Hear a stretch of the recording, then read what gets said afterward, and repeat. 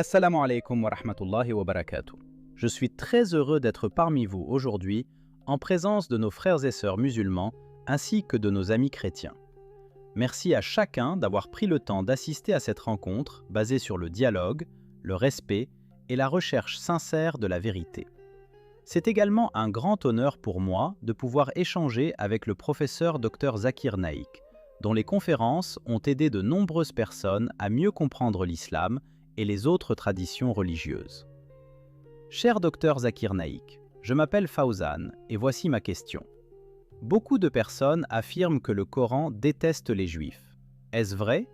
Pourquoi certains pensent-ils cela? Wa alaykoum assalam wa rahmatullahi wa barakatuh, mon frère Fawzan. Merci pour cette question importante, car elle revient très souvent dans les discussions entre musulmans, chrétiens, juifs, et même entre personnes sans religion. Avant de répondre directement, il est essentiel de comprendre une règle fondamentale.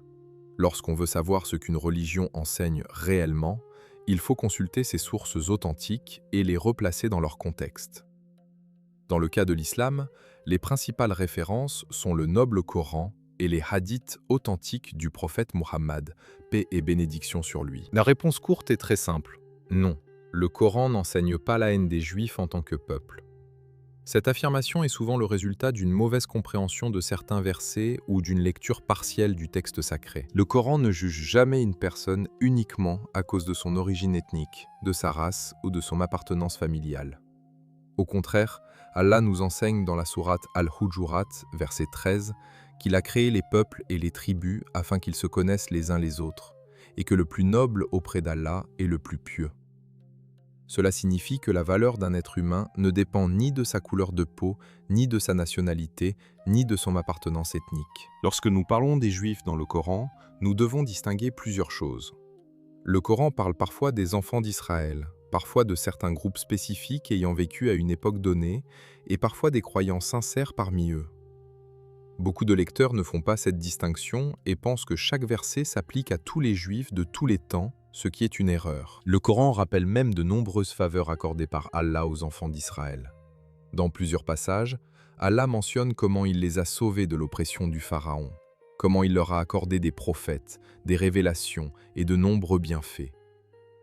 Si le Coran avait pour objectif de promouvoir la haine envers eux, pourquoi rappellerait-il autant les bénédictions qu'Allah leur a accordées? En réalité, le Coran adopte une approche morale. Il félicite les personnes qui obéissent à Allah et critique celles qui lui désobéissent. Cette règle s'applique aux musulmans eux-mêmes. D'ailleurs, le Coran contient de nombreuses critiques envers certains musulmans lorsqu'ils commettent des erreurs. Cela signifie que la critique porte sur les actes et les comportements, non sur une ethnie. Certaines personnes citent des versets où Allah condamne certains groupes parmi les enfants d'Israël. Mais lorsqu'on lit ces passages attentivement, on découvre qu'ils concernent des actes précis. La désobéissance à Allah, le rejet de certains prophètes, la corruption, l'injustice ou la modification volontaire de certains enseignements religieux. Par exemple, lorsqu'un enseignant critique des élèves qui ont triché un examen, cela ne signifie pas qu'il déteste tous les élèves de l'école. Il condamne un comportement particulier.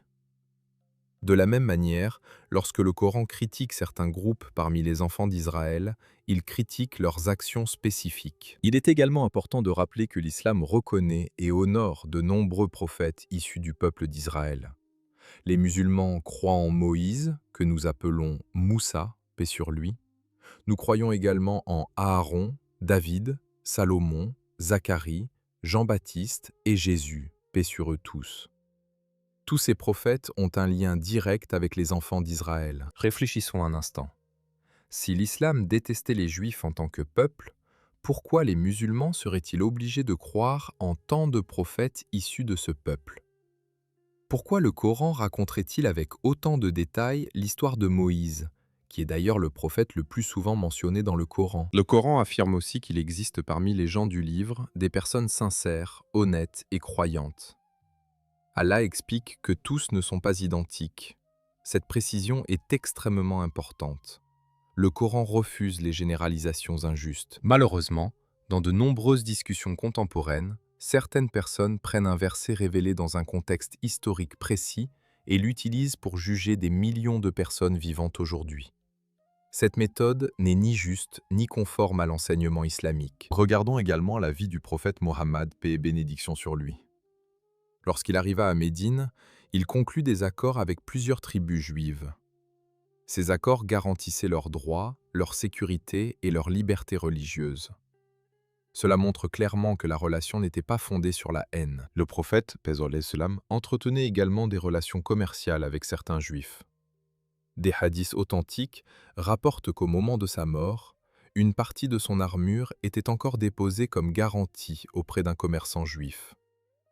Cela démontre un niveau de confiance et de coexistence qui contredit complètement l'idée d'une hostilité systématique. Un autre hadith célèbre rapporte qu'un jour, un cortège funéraire passa devant le prophète, paix sur lui. Il se leva par respect. Lorsqu'on lui indiqua qu'il s'agissait d'un juif, il répondit en substance « N'était-ce pas une âme humaine ?»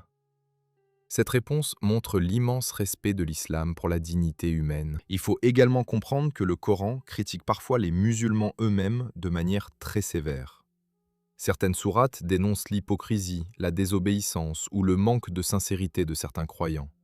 Pourtant, personne n'en conclut que le Coran déteste les musulmans. Pourquoi alors appliquer une logique différente lorsqu'il s'agit des Juifs? La vérité est que le Coran condamne l'injustice où qu'elle se trouve. Si un musulman est injuste, l'islam condamne cette injustice. Si un chrétien est injuste, l'islam condamne cette injustice. Si un juif est injuste, l'islam condamne cette injustice. Mais si ces mêmes personnes agissent avec droiture et sincérité, elles doivent être traitées avec justice et respect. Certaines confusions viennent également du fait que le Coran relate des événements historiques. Lorsqu'il raconte les erreurs commises par certains groupes du passé, il ne dit pas que leurs descendants sont automatiquement responsables de ces actes. Chaque individu est responsable de ses propres actions. L'islam enseigne un principe fondamental. Aucune âme ne portera le fardeau d'une autre. Cette règle s'applique à tous les êtres humains. Il existe aussi un autre point très important. Dans le monde moderne, les débats politiques sont parfois mélangés aux débats religieux. Certaines personnes confondent les critiques portant sur certaines politiques contemporaines avec une hostilité envers tous les juifs. Cette confusion crée beaucoup de malentendus. Une discussion politique ne doit jamais être transformée en haine religieuse ou ethnique. Le Coran enseigne aux musulmans de dialoguer avec les gens du livre de la meilleure manière possible. Allah demande même aux croyants d'utiliser la sagesse, la douceur et les bons arguments lorsqu'ils discutent de religion. Cela signifie que l'objectif du dialogue n'est pas d'humilier l'autre, mais de rechercher la vérité et de mieux se comprendre mutuellement. Nous devons également nous souvenir que Jésus, que les musulmans appellent Issa, paix sur lui, était lui-même issu des enfants d'Israël. Sa mère, Marie, faisait partie de ce peuple béni. Les disciples de Jésus étaient également issus de cette communauté. Comment pourrait-on prétendre que l'islam enseigne la haine d'un peuple auquel appartenaient tant de prophètes honorés par Allah? Lorsque nous lisons le Coran avec sincérité, nous découvrons un message équilibré. Allah loue les bonnes actions et condamne les mauvaises actions, indépendamment de l'origine de la personne concernée. L'islam ne demande jamais à un musulman de détester quelqu'un simplement parce qu'il est juif. Au contraire, il demande de juger chaque personne selon son comportement, sa moralité et son rapport à la justice. L'histoire montre également que, durant de longues périodes, musulmans et juifs ont vécu ensemble dans différentes régions du monde. Bien sûr, comme dans toute histoire humaine, il y a eu des conflits, mais il y a aussi eu de longues périodes de coexistence, de coopération intellectuelle, scientifique et commerciale. Par conséquent, lorsque quelqu'un affirme « le Coran déteste les juifs », il est important de lui demander « As-tu lu l'ensemble du Coran ? As-tu étudié le contexte des versets ?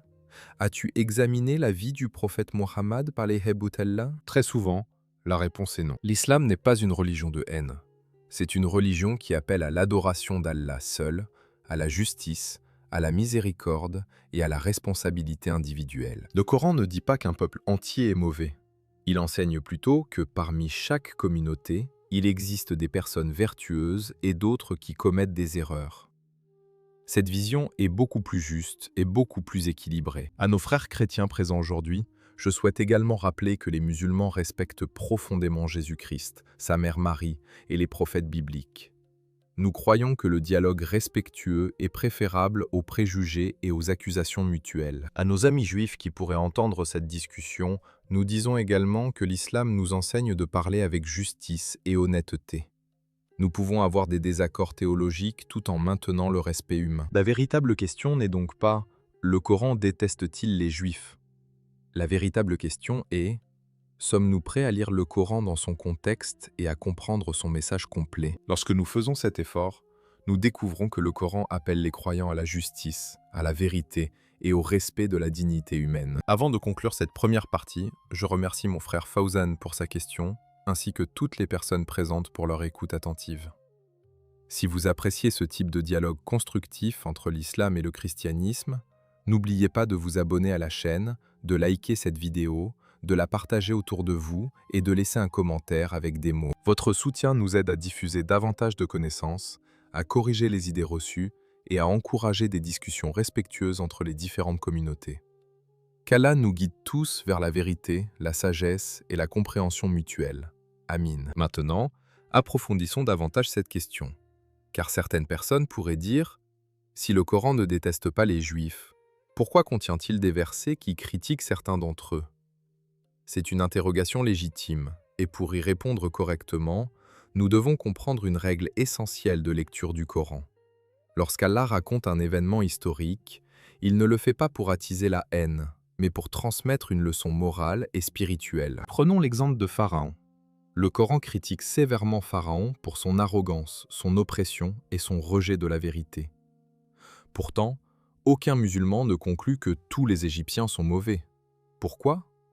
Parce que le Coran condamne les actes de Pharaon, non l'ensemble d'un peuple. Le même principe s'applique lorsque certains groupes parmi les enfants d'Israël sont mentionnés. Le Coran relate que certains d'entre eux ont désobéi à Allah après avoir reçu des signes clairs. Mais il rappelle également que parmi eux se trouvaient des croyants sincères. Allah ne présente jamais les choses de manière injuste ou déséquilibrée. Il distingue toujours ceux qui ont agi correctement de ceux qui ont choisi une autre voie. Il est également important de comprendre que les musulmans croient que tous les prophètes ont transmis le même message fondamental. Adorer Allah seul et vivre selon sa guidance. Lorsque certains groupes ont rejeté leurs prophètes ou se sont éloignés de leurs enseignements, le Coran le mentionne afin que les générations futures évitent les mêmes erreurs. Et cette mise en garde concerne aussi les musulmans. Beaucoup de gens oublient cela. Le Coran nous enseigne que les récits des peuples précédents sont un miroir destiné à notre propre réflexion. Lorsque nous lisons qu'une communauté est tombée dans l'orgueil, nous devons nous demander « Suis-je moi-même devenu orgueilleux ?» Lorsque nous lisons qu'un peuple a altéré la vérité pour servir ses intérêts, nous devons nous demander « Est-ce que je fais parfois la même chose ?» L'objectif du Coran n'est donc pas de désigner des ennemis ethniques, mais de former des croyants conscients de leurs responsabilités. Un autre point mérite d'être souligné. Dans le Coran, Allah appelle les Juifs et les chrétiens par une expression honorable, « Ahl al-Kitab », c'est-à-dire « les gens du livre ».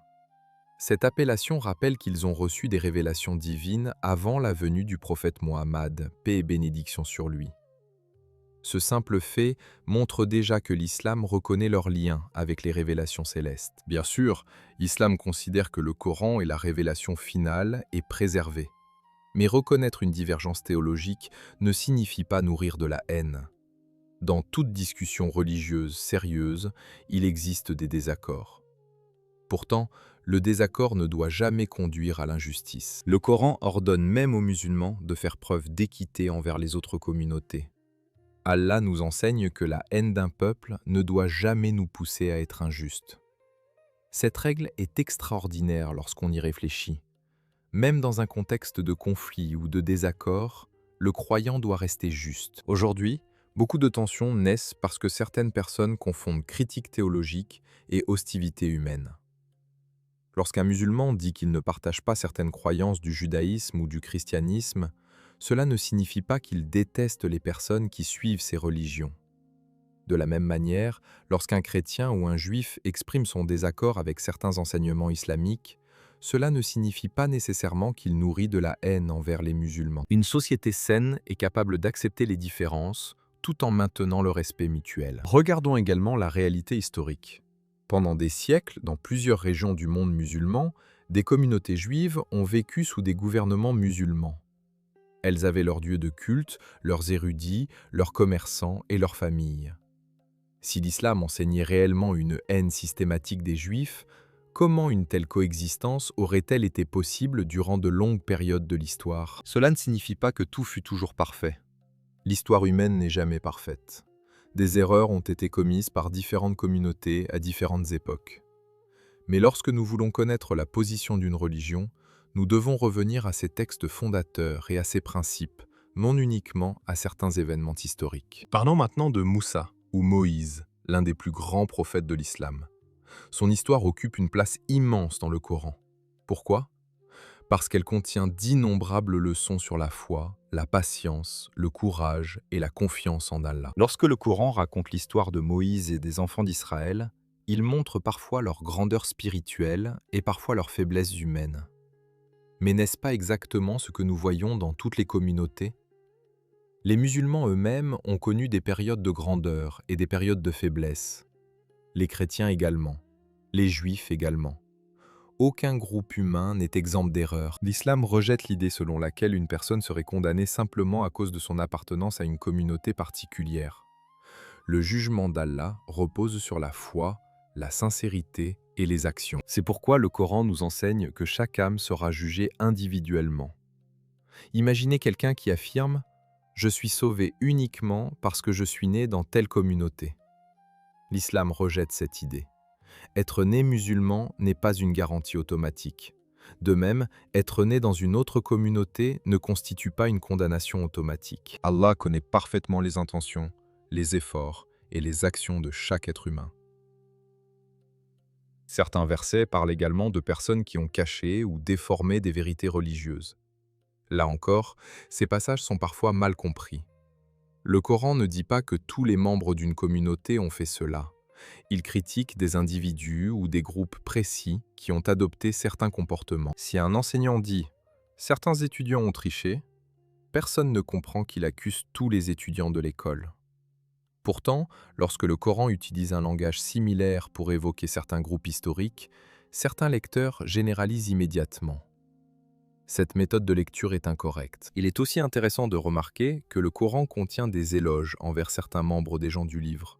Allah mentionne l'existence de personnes sincères, humbles et dévouées parmi eux. Ces passages sont parfois ignorés par ceux qui prétendent que le Coran ne parle que négativement des Juifs ou des chrétiens. Une lecture honnête exige de considérer l'ensemble du texte. Par ailleurs, les musulmans doivent se rappeler que l'injustice envers une personne juive est interdite, tout comme l'injustice envers n'importe quel être humain. Le prophète Muhammad, paix et bénédiction sur lui, a insisté sur la protection des droits des non-musulmans vivant en paix avec les musulmans. Les principes de justice, de respect des engagements et de protection des innocents occupent une place centrale dans l'éthique islamique. Cela nous amène à une autre réflexion importante. Pourquoi certaines personnes continuent-elles à croire que le Coran déteste les Juifs? Souvent parce qu'elles ont entendu des extraits de versets sans contexte. Parfois parce qu'elles ont observé le comportement de certains individus qui ne représentent pas fidèlement les enseignements de leur religion. D'autres fois parce que des débats politiques contemporains sont mélangés à des questions théologiques. Pour comprendre une religion, il faut l'étudier directement, avec honnêteté intellectuelle. Je voudrais également m'adresser à nos amis chrétiens présents aujourd'hui. Lorsque vous lisez le Coran, essayez de le lire dans son ensemble. Vous découvrirez que les récits des prophètes bibliques y occupent une place centrale. Vous verrez que le Coran appelle à la foi en Dieu, à la prière, à la charité, à la moralité et à la justice. Vous constaterez également qu'il invite les croyants à réfléchir profondément au sens de leur existence. Et à nos amis juifs qui pourraient écouter cette discussion, sachez que l'islam reconnaît la grandeur de nombreux prophètes issus de votre tradition. Nous croyons en Moïse, en David, en Salomon et en d'autres prophètes mentionnés dans vos écritures. Nous les respectons profondément et nous considérons que les insulter serait incompatible avec la foi islamique. En réalité, lorsque nous examinons le Coran avec attention, nous découvrons qu'il ne construit pas une opposition fondée sur l'origine ethnique. Il établit une distinction entre la foi et l'incroyance, entre la justice et l'injustice, entre la sincérité et l'hypocrisie. Ces catégories concernent tous les êtres humains, quelle que soit leur appartenance communautaire. Le véritable message du Coran est universel. Il invite chacun à se rapprocher d'Allah, à rechercher la vérité avec sincérité et à vivre selon des principes moraux élevés. Il ne demande pas aux croyants de haïr un peuple. Il leur demande de combattre leurs propres injustices, leur propre orgueil et leurs propres faiblesses spirituelles. Et c'est précisément pour cette raison que les récits des peuples précédents occupent une place si importante dans le livre d'Allah. Ils nous rappellent que toute communauté peut s'élever lorsqu'elle suit la guidance divine, et que toute communauté peut s'égarer lorsqu'elle s'éloigne de cette guidance. Cette leçon n'est pas destinée uniquement aux Juifs du passé, elle concerne les musulmans d'aujourd'hui, les chrétiens d'aujourd'hui et l'ensemble de l'humanité. Permettez-moi maintenant d'aborder un autre aspect de cette question qui est souvent négligé. Lorsque certaines personnes lisent les passages du Coran concernant les enfants d'Israël, elles oublient que le livre d'Allah parle également de leur immense responsabilité spirituelle. Plus Allah accorde de bénédictions à une communauté, plus la responsabilité de cette communauté devient grande. Par exemple, lorsqu'un professeur attend davantage d'un élève particulièrement doué, cela ne signifie pas qu'il le déteste. Au contraire, cela montre qu'il reconnaît son potentiel. De la même manière, lorsque le Coran rappelle les erreurs de certains groupes parmi les enfants d'Israël, cela se produit souvent après avoir mentionné les nombreuses faveurs qu'Allah leur avait accordées. Allah leur avait envoyé des prophètes successifs. Il leur avait accordé des signes extraordinaires. Il leur avait révélé des écritures. C'est pourquoi leur responsabilité était particulièrement importante. Mais cette logique ne concerne pas seulement eux. Elle concerne également les musulmans. Aujourd'hui, nous possédons le Coran. Nous affirmons croire au dernier message révélé par Allah. Si nous ne mettons pas en pratique ces enseignements, si nous sombrons dans l'injustice ou la corruption, pouvons-nous prétendre être meilleurs simplement parce que nous portons le nom de musulmans? Certainement pas. Le Coran nous enseigne constamment que les titres seuls ne sauvent personne. Ce sont les actes, la foi sincère et l'obéissance à Allah qui comptent réellement. C'est une leçon que chaque croyant devrait méditer. Car parfois, lorsqu'une personne lit les critiques adressées à certains peuples du passé, elle oublie de s'examiner elle-même. Elle pointe du doigt les autres sans se demander si elle reproduit les mêmes erreurs sous une autre forme. Les enfants d'Israël ont parfois été critiqués pour avoir privilégié leurs intérêts personnels au détriment de la vérité. Mais les musulmans peuvent-ils honnêtement affirmer qu'ils sont toujours exempts de ce défaut? Bien sûr que non. Voilà pourquoi le Coran n'est pas seulement un livre d'histoire, c'est un guide destiné à transformer notre caractère. Un autre élément important est que le Coran refuse les jugements collectifs aveugles. Regardez comment Allah s'exprime à plusieurs reprises. Il distingue ceux qui croient de ceux qui ne croient pas, ceux qui sont justes de ceux qui sont injustes. Cette distinction apparaît constamment. Imaginez deux voisins vivant côte à côte. L'un est honnête, charitable et sincère. L'autre est malhonnête et injuste. Le Coran ne les jugera pas de la même manière simplement parce qu'ils appartiennent à la même communauté. Chacun sera jugé selon ses propres actions. Cette vision est profondément juste et équilibrée. Malheureusement, dans le monde moderne, certaines personnes cherchent à simplifier des questions complexes. Elles résument parfois des siècles de théologie, d'histoire et d'interprétation par des slogans rapides. Mais la vérité exige davantage de réflexion. Lorsqu'une personne affirme que le Coran déteste les Juifs, il faut lui demander de présenter l'ensemble des preuves et non seulement quelques passages isolés. Il faut examiner aussi les versets qui parlent de justice, les versets qui reconnaissent les croyants sincères parmi les gens du livre, les versets qui ordonnent le dialogue respectueux et les exemples donnés par le prophète Muhammad, paix et bénédiction sur lui. L'honnêteté intellectuelle exige de considérer toutes les données disponibles. Je voudrais également souligner un principe fondamental de l'islam. La justice ne dépend pas de l'identité de la personne concernée. Un musulman doit défendre ce qui est juste, même lorsque cela ne lui apporte aucun avantage personnel. Dans le Coran, Allah ordonne aux croyants d'être fermes dans la justice, même si cela doit être contre eux-mêmes, contre leurs proches ou contre leurs intérêts. Réfléchissez à la profondeur de cet enseignement. Cela signifie que la loyauté suprême du croyant doit aller vers la vérité et la justice, non vers les préjugés ou les passions. C'est pourquoi un véritable musulman ne peut pas justifier la haine envers un individu simplement parce qu'il est juif. Une telle attitude serait contraire aux principes fondamentaux de l'équité islamique. Le prophète Mohammed, paix et bénédiction sur lui, nous a également enseigné l'importance du bon comportement envers tous les êtres humains. Les gens sont souvent plus influencés par notre caractère que par nos paroles. Si nous parlons de justice, mais que nous pratiquons l'injustice, nos paroles perdent toute crédibilité. Dans les dialogues entre musulmans, chrétiens et juifs, nous devons toujours nous rappeler que nous partageons également certains éléments importants. Nous croyons en l'existence du Créateur. Nous croyons que Dieu a envoyé des prophètes pour guider l'humanité. Nous croyons à l'importance de la morale, de la prière et de la responsabilité devant Dieu. Bien sûr, il existe aussi des différences importantes entre nos croyances. Mais ces différences ne doivent pas devenir un prétexte à l'hostilité. Au contraire, elles devraient nous encourager à approfondir notre compréhension mutuelle et à dialoguer avec sagesse. Le Coran nous invite à réfléchir, à utiliser notre raison et à rechercher la vérité sincèrement. Une personne qui lit le Coran sans préjugés découvrira rapidement que son message principal est l'appel à l'adoration d'Allah, à la droiture morale et à la responsabilité personnelle. Lorsque nous comprenons cela, nous réalisons que les récits concernant les communautés précédentes ne sont pas destinés à alimenter la haine. Ils sont destinés à nous enseigner. Ils sont des avertissements, des rappels et des leçons spirituelles pour l'ensemble de l'humanité. Ainsi, au lieu de demander « Que dit ce verset sur les autres ?», nous devrions souvent nous demander « Que cherche-t-il à m'enseigner à moi ?» Car la véritable transformation commence lorsque nous cessons de lire le Coran comme un livre qui parle uniquement des autres et que nous commençons à le lire comme un message adressé directement à nos propres cœurs. Et c'est précisément à ce niveau que le Coran révèle toute sa profondeur. Derrière chaque récit historique se cache une leçon intemporelle. Derrière chaque avertissement se trouve un appel à l'amélioration.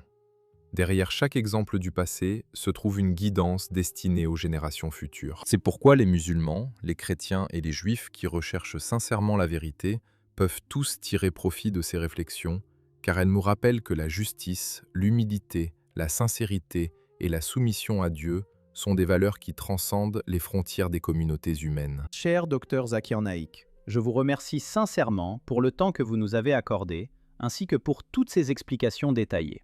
Votre réponse a permis de clarifier de nombreux malentendus et de mieux comprendre ce que le Coran enseigne réellement concernant les Juifs et les gens du livre. J'ai particulièrement apprécié votre insistance sur la justice, l'équité et la nécessité de lire les textes religieux dans leur contexte plutôt que de se fier à des interprétations partielles. Je suis certain que beaucoup de nos frères et sœurs musulmans, ainsi que nos amis chrétiens et tous ceux qui nous écoutent aujourd'hui, ont trouvé cette discussion enrichissante et bénéfique. Qu'Allah vous récompense pour vos efforts dans la diffusion de la connaissance et dans la promotion d'un dialogue respectueux entre les différentes communautés. Qu'Allah te bénisse, cher Dr Zakir Naik.